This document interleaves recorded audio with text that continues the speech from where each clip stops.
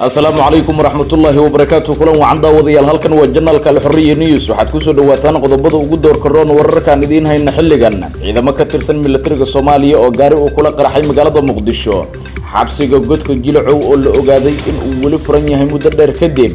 khayr oo qadka teleefanka uga tacsiyay shacabka iyo dawladda Turkiga kadib dhulgariir qayb ka mid ah dalkaasi ruuxay al-shabaab oo dagaal kula wareegay deegaan muhiim ah dawladda Soomaaliya oo kala dirtay mas'uuliyiintii rugta ganacsiga gobolka Banaadir koonfur galbeed Soomaaliya iyo igad oo kulan ku yeeshay magaalada Nairobi ee dalka Kenya Mareykanka oo loo ogaaday dhaqaale aan caadi ahayn in Kenya uu ku siiyay la dagaalanka al-shabaab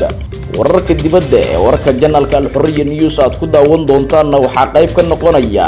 nin hubaysan oo toogasho ku dilay 6 ruux oo ay ka mid yihiin qoyskiisa qodobada iyo qodobo kale ayaad ku daawan doontaan wararka janalka al-xurriya news haddii aad janalka ku cusub tahay aragtidaaduna ay tahay midii ugu horeysay fadlan subscribe saar gambaleelkana furo si aad u rukumatid wararka warbixinada barnaamijyada 24 saac halkan aan u soo gelino kulan hagaagsan daawadayaal mar kale ku soo dhawaada qodobadii aad maqasheen oo intaasi ka faahfaahsan aanu ku bilownay ciidamo ka tirsan militariga Soomaaliya ayaa gaari u kula qarxay magaalada Muqdisho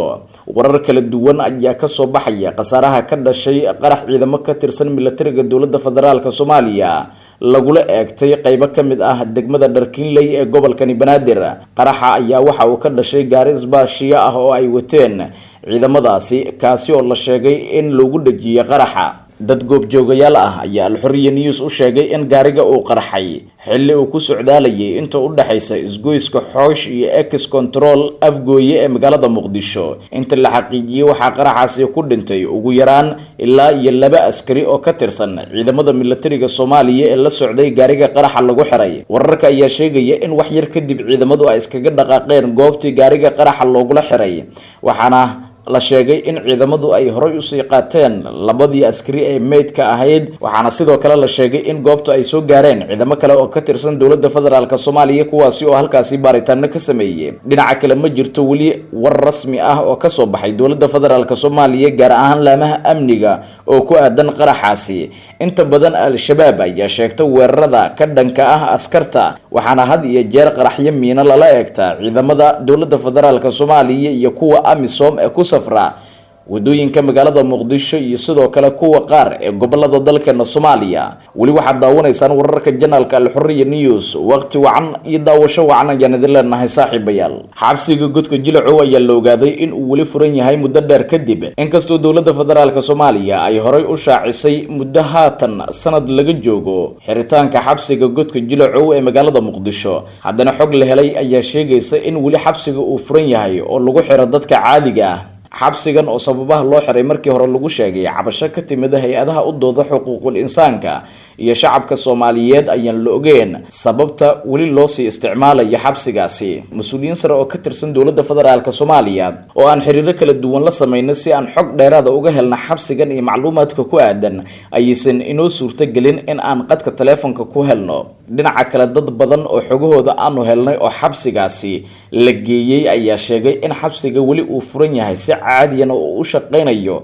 inkastoo dawladda federaalka Soomaaliya wali ay ku andacoonayso in xabsigaasi guud ahaan beeridaha la iskugu dhiftay arrimaha aan ogaanay sidoo kale waxa kamid ah in xabsiga ay adeegsadaan hay'adaha nabad sugidda gobolka Banaadir General ka tirsan booliska Soomaaliyeed oo aan la hadalnay ayaa sheegay in hay'adaha booliska Soomaaliyeed ayna waxba ka ogeyn xabsiga in uu furan yahay iyo sidoo kale in kale isku dayay iyo xiriiro kala duwan oo aan la sameeynay sirdoonka qaranka Soomaaliyeed ayaa inoo suurtagelin inaan ku helno qadadka teleefanka waxaana arintaasi ay tahay mid u baahan in xilligan loo bidhaamiyo bulshada Soomaaliyeed December 16 2018 xaflad ay goobjoog ka ahaayeen wasiirka cadaaladda iyo wasiirka amniga xukuumadda federaalka Soomaaliya ayaa si rasmi ah loogu xiray xabsiga godka Jilcow iyada oo la shaaciyay in loo bedeli doono akademiyadda Jilcow oo lagu tababari doono ciidamada NISA ee dawladda federaalka Soomaaliya khayr ayaa qadka teleefanka uga tacsiyay shacabka iyo dawladda dalka Turkiga kadib dhulgariir qayb ka mid ah dalkaasi ruuxay ra-iisul wasaare khayre ayaa dowladda iyo shacabka turkiga uga tacsiiyey dhibaatadii ka dhalatay dhulgariirkii ka dhacay gobolka Elazig. ra-iisul wasaaraha xukuumadda federaalka Soomaaliya mudane Xasan Cali Khayre ayaa dowladda aan walaalaha nahay ee dalka turkiga uga tacsiiyey dhibaatadii ka dhalatay dhulgariirkii ruuxay qaybo ka mid ah dalka turkiga. mudane Xasan Cali Khayre oo qadka taleefanka kula xiriiray madaxweyne ku-xigeenka dalka turkiga ayaa u muujiyey sida dowladda federaalka Soomaaliya iyo shacabka Soomaaliyeed ay uga tiiraanyeysan yihiin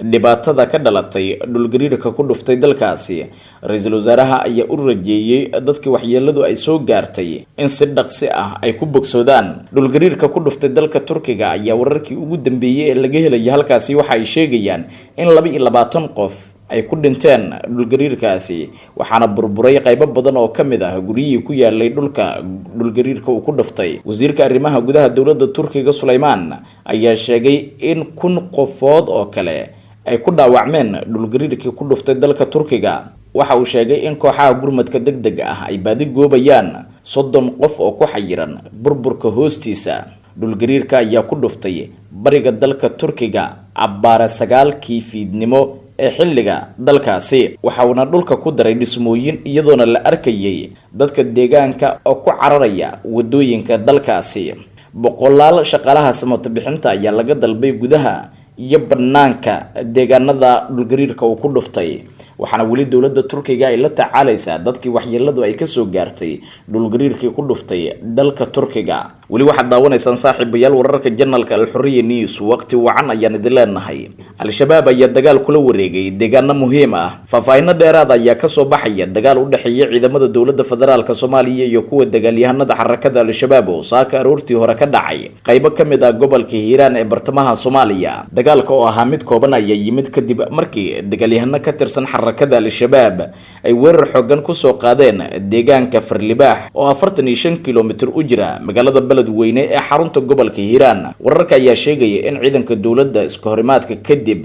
ay iskaga baxeen halkaasi, ay gacantana ku hayaan xilligan dagaalyahano ka tirsan xarakada al-shabaab oo ah kuwii weerarka soo qaaday. sidoo kale ila deegaanka ah oo la hadlay Al-Xurriya News ayaa sheegaya in haatan al-shabaab dhaqdhaqaaqyo cusub ay ka wadaan deegaankaasi. ma jirto ilaa iyo hadda wax war ah oo ka soo baxay labada dhinac oo ku aadan dagaalkaasi iyo wararkii ugu dambeeyay khasaaraha ka dhashay, waxaana dhaqdhaqaaq iska soo horjeed ah laga dareemayaa duleedka degmada beledweyne ee xarunta gobolka Hiiraan. dagaalamayaasha al-shabaab ayaa si aad ah ugu xoogan gobolkaasi, iyagoo gacanta ku haya deegaano muhiim ah oo ay ku yaalaan saldhigyo ciidan iyo maxkamada ay uga yeeraan dadka shacabka ah iyo sidoo kale dadka ganacsatada ah. ciidamada dowladda federaalka Soomaaliya iyo dagaalamayaasha xarakada al-shabaab ayaa inta badan waxa ay ku dagaalamaan gobolka Hiiraan. sidoo kalena waxa dagaalkaasi saddex geesood ka dhiga mararka qaar kooxda loo yaqaan Macawisley oo iyana ka dagaalanta gobolka Hiiraan ee bartamaha Soomaaliya.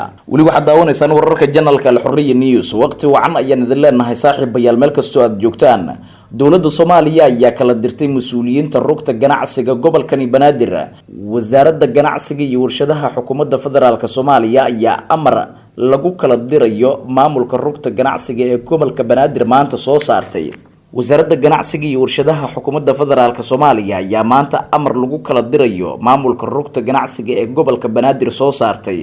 nuqul ka mid ah qoraalkaasi oo soo gaaray Al-Xurriya News isla markaana uu ku saxiixan yahay wasiirka ganacsiga iyo warshadaha xukuumadda federaalka Soomaaliya mudane Cabdullaahi Cali Xasan ayaa lagu sheegay in sababaha lagu kala diray maamulkaasi ay ka dhalatay magacaabistii maamulka rugta ganacsiga ee gobolka Banaadir. waxaana sidoo kale lagu sheegay qoraalka in dhawaan wasaaradda gobolka Banaadir iyo rugta ganacsiga Soomaaliyeed ay la tashan doonaan ganacsatada gobolkani Banaadir ayna soo magacaabi doonaan maamulka rugta ganacsiga gobolka Banaadir. weli waxaad nagala socotaan janalka Al-Xurriya News. warkana waa daawanaysaan. koonfur galbeed iyo igada ayaa kulan ku yeeshay magaalada Nairobi ee dalka Kenya. madaxweynaha dowlad goboleedka koonfur galbeed Soomaaliya Cabdicasiis Xasan Maxamed Laftagareen oo weli ku sugan magaalada Nairobi ee dalka Kenya ayaa kulan la qaatay wakiilka igad ee Soomaaliya Maxamed Cali Guyo. madaxweynaha dowlad goboleedka koonfur galbeed Soomaaliya Cabdicasiis Xasan Maxamed Laftagareen oo weli ku sugan magaalada Nairobi ee dalka Kenya ayaa kulan la qaatay wakiilka igad ee Soomaaliya Maxamed Cali. Madaxweyne Cabdicasiis Xasan Maxamed Laftagareen ayaa madaxda ka socota igad waxa ay ka wada hadleen arrimaha doorashooyinka iyo dib u heshiisiinta iyo sidoo kale tababar ay siin lahaayeen gudiyada doorashooyinka maadaama Koonfur Galbeed ay doorasho ku soo wajahan tahay dhawaan. waxa sidoo kale looga hadlay hanaanka doorashooyinka Soomaaliya ee soo socday iyo khilaafka dowladda federaalka Soomaaliya kala dhaxeeya maamul goboleedyada dalka ka jira. Madaxweynaha maamulka Koonfur Galbeed Cabdicasiis Laftagareen ayaa maalmihii la soo dhaafay ku sugnaa magaalada Nairobi ee caasimadda dalka Kenya oo uu ka waday kulamo kala duwan. qaybihii ugu dambeeyay wararka Janalka Al-Xurriya News ayaan isla soo gaarna markana. Mareykanka ayaa la ogaaday in dhaqaale aan caadi ahayn uu ku siiyo dowladda Kenya la dagaalanka al-shabaab. warbixin cusub oo soo saaray macadka cilmi baarista ee Congress-ka Mareykanka waxaa lagu muujiyay in hay'adaha ammaanka ee dalka Kenya ay ka mid yihiin dalalka Afrika ee macaashka badan ka hela taageerada Mareykanka 10 sano ee la soo dhaafay. warbixinta macadka oo la soo saaray bishan Janaayo gudaheeda waxaa lagu xusay in waaxda gaashaandhigga dalka Mareykanka ay dowladda Kenya ku taageereen dhaqaale dhan 400 milyan oo dollarka Mareykanka ah oo loogu talagalay la dagaalanka dagaalyahanada xarakada al-shabaab 10 sano ee la soo dhaafay. macadka cilmi baarista ee Congress-ka dalka Mareykanka ayaa waxa uu sheegay in hay'adaha ammaanka ee dalka Kenya taageerada dalka Mareykanka uu siiyo in ay u adeegsadaan tacdiyada ka dhanka ah xuquuqda aadanaha. khubarada ayaa waxa ay sheegeen in lacagaha la siiyo dowladda Kenya xilligan ay tahay kuwa aan munaasib ahayn loona baahan yahay in dowladda Mareykanka ay ka fiirsato. sidoo kalena dowladda Kenya lacagahaasi ay ku sameeyso waxyaabo ka baxsan xuquuqda dhanka bini'aadanimada. warbixinta macadka cilmi baarista ee Congress-ka dalka Mareykanka waxaa lagu muujiyay in Kenya ay sanooyinkii la soo dhaafay dhibaateyn dhaqaale ay kala kulmeen weerarada al-shabaab ay ka geystaan gudaha dalkaasi. al-shabaab waxa ay hore ugu baaqeen in Kenya ciidamadeeda ay kala baxdo gudaha dalka Soomaaliya balse dowladda Kenya ayaa ka dhaga adeegtay arintaasi iyadoona al-shabaab ay kordhiyeen weerarada ay ka geystaan gudaha dalka Kenya. ugu dambeyntiina nin hubeysan ayaa toogasho ku dilay 6 ruux ay ka mid yihiin qoyskiisa. ninkan ayaa waxa uu toogtay 6 ruux oo ka tirsan qoyskiisa oo ay ku jiraan waalidkiis. toogashada ayaa waxa ay ka dhacday magaalada Rood ee ku taala koonfurta dalka Jarmalka sidaasi waxaa sheegay booliska dalkaasi. 26 jirkan ayaa adeegyada gargaarka degdega ah u yeeray xilliga qadada isagoo u sheegay in maqaaxida uu ku dhex toogtay dhowr qof. ninkaasi oo haysta qori sharciyeysan ayaa lagu yiri warbixinta soo baxday waxaana meydka oo ka koobnaa 3 rag ah iyo 3 dumar ah laga helay gudaha maqaaxida waxaana da'dooda lagu qiyaasay 36 sano ilaa 69 sano sida ay sheegeen booliska gobolka toogashada ay ka dhacday. waxa sidoo kale weerarkaasi ku dhaawacmay 2 qof oo kale